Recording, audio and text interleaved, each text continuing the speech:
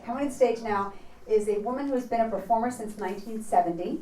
She was mentored by the legendary drag queen Divine and wrote shows and performed with the gender-bending Coquettes of San Francisco. Her new memoir, hold on, visual aid.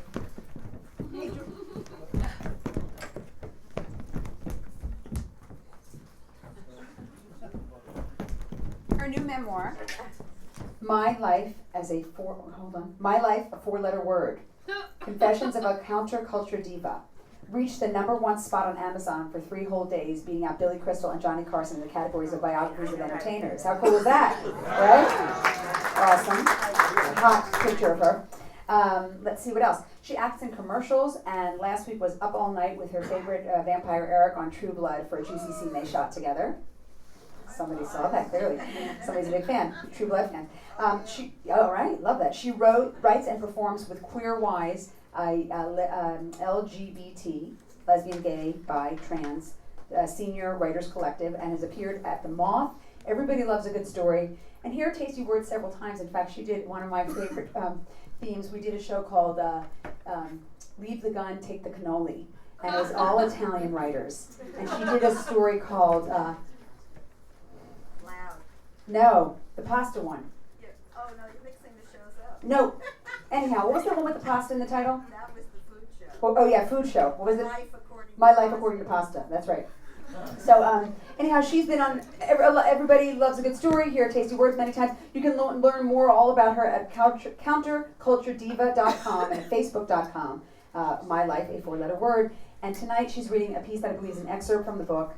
And it is a fantastic story. It's called Tommy, and she's fantastic. Please welcome my friend Dolores DeLuce.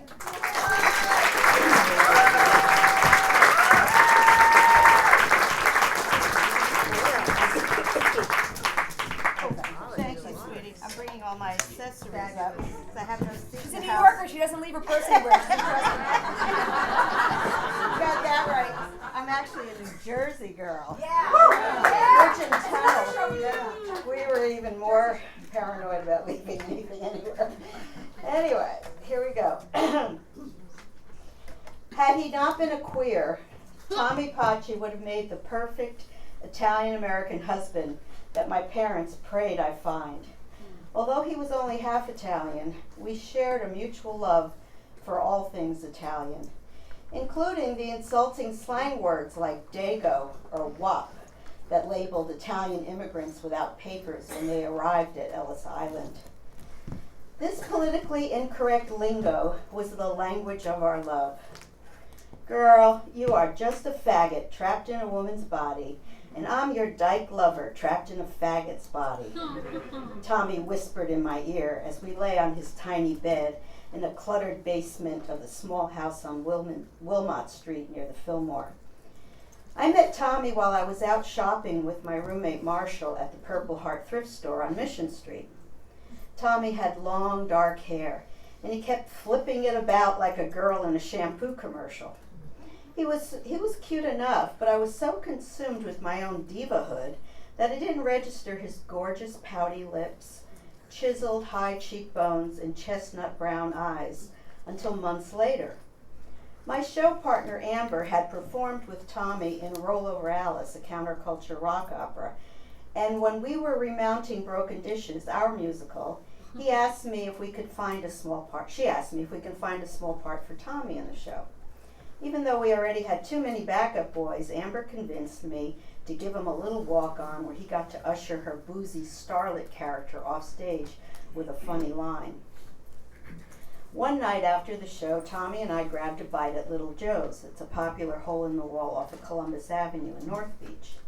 The restaurant had only a few tables, covered with red and white checkered tablecloths, and a long counter where you could watch the cooks stir up hot dishes. Garlic filled your nostrils as the pots and pans flew through the air. As we waited for a spot to open at the counter, Tommy asked me what I thought of him when we first met. I couldn't remember, but I said, "I thought you were fat and spacey." He wasn't at all fat, but I knew he was vain, and a good verbal love slap was like foreplay. After that night, Tommy followed me around like a puppy. Tommy was a macho Guido trapped inside a flaming queen, and he played both roles to the hilt. With food and words, we role-played Ralph and Alice in the WAP version of The Honeymooners. Over a steaming bowl of rigatoni, he tenderly whispered, "Pass the cheese, you dumb dago bitch." Or, "Just you wait. One of these days, Mary, one of these days I'm going to slip you the salami." Yeah, right, I laughed. You think you have the meatballs for that, Ronaldo? That night, lying in his bed after a heavy carb loading with a Quaalude chaser, I let Tommy slip me the salami, and I allowed the man in me to fall deeply for the woman in him. Tommy's humor made me weak in the knees, and he could literally hypnotize me by lightly tickling my arms with his long, sharp fingernails.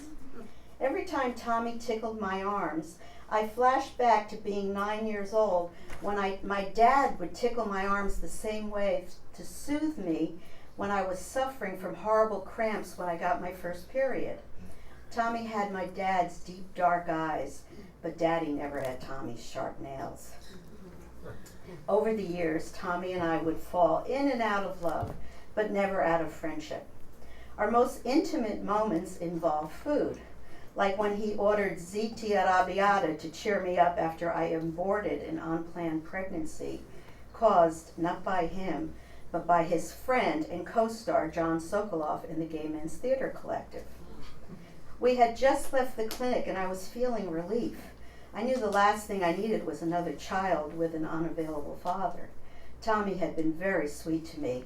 Then as soon as we ordered, he turned on me. "Girl, what were you thinking when you let that queen fuck you without a rubber?" he said. "I don't know," I sulked.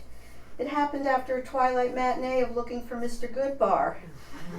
The movie made me so anxious that John invited me back to his place for drinks to calm my nerves.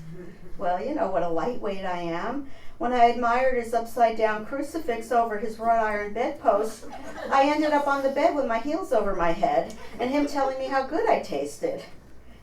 You couldn't have stopped there, no, could you? But no, you just had to have the salami. What were you thinking, bitch?"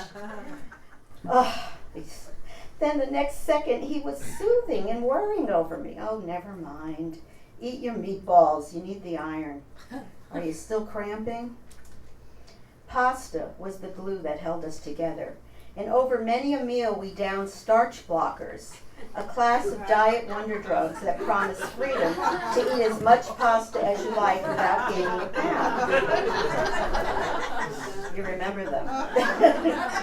We ate ourselves into oblivion, knowing that starch blocker claims were too good to be true. After those meals, Tommy would walk behind me cursing as he had to push me up the steep hill on Clayton Street to get me home. Whenever we were out late, he'd pick up Diva, my 3-year-old daughter from Mrs. Robinson's a sitter, and carry her up to bed. One night I overheard him as he tucked her in. "Okay, my queen, now get your butt back to sleep. You know, girl, you need your booty rest." Viva replied, "Mommy says you need to give your booty a rest because you're an evil queen. I'm still a princess." Diva was only 5 that time when I heard her say that, but she already had learned the art of reading a queen. By 1977, we were like 2 old farts together. Tommy and I needed role-playing to spark our love life. His favorite turn-on was me wearing an ugly flannel nightgown that he bought me at the Hadassah thrift store. He said it made me look like the Polynesian princess in South Pacific. On nights when I overate and felt too bloated for sex, he made me put on the unflattering flannel nightgown, and it was just enough to send him into a medley. This was Tommy's way of getting me in the mood. He started singing Happy Talk, and by the time he began hitting the high falsetto notes of Bally High. He had me. It's amazing that we could ever have sex at all, since I could never stop laughing. There were days and nights when Tommy made me laugh so hard that I'd wake up the next morning with pains in my abdomen, as if I had gone to the gym and did too many sit-ups. In the spring of 1988, while I was in the middle of previews for my show, The Last Dance of the Couch Potatoes at the Powerhouse Theater in Venice, I got a call from Tommy's caretakers. They warned me that it might be too late, but if I hurried, there was a chance I might get to see him one last time to say goodbye. It had been 6 months since we'd been together, but I talked to him daily as he began his intense decline. After a dramatic flight, not unlike the one Bette Midler took in the movie Beaches, I rang the bell at his little home on Wilmot Street. After the frightening thoughts on that flight, the last thing I ever expected to see was Tommy rising up from his deathbed to answer the door, while his caretakers lapped up some rare San Francisco sunshine in the backyard. But that's exactly what happened. Tommy came out of his coma just in time for my visit. There he stood in the doorway, no longer the handsome gent pursing his lips and flipping his hair like a girl. My friend was covered in the armor of AIDS-related infections. Tommy resembled a beast that I had seen once in a dream about him 10 years earlier. The only areas of his flesh left unravaged were his beautiful, fine hands and feet. I sat at his feet and held them as he tried to get comfortable on the couch. He refused his morphine drip so that he could fully take in these last moments. We both knew this was the end for him, but we never spoke of it. Instead, he talked about the wonderful drag shows and the juicy dish from our past. With a raspy voice, he said, "Girl, remember that night in the pouring rain when you forced me to climb into a dumpster to find your frickin' castanets?" "Well, who told you to throw them out?" I said. "If I didn't clean out your funky-ass car, who would?" I wanted to cry, but he still could make me laugh.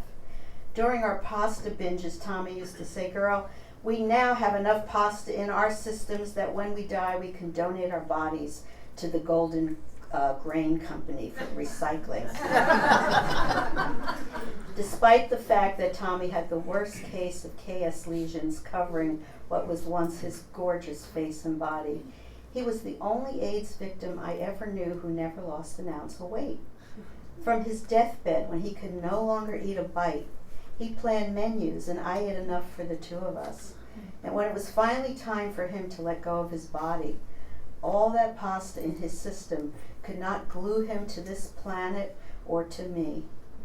On every birthday or holiday, Tommy would send me the biggest, tackiest Hallmark card that read, "To my loving wife." And those cards came right up until he left me in August 1988.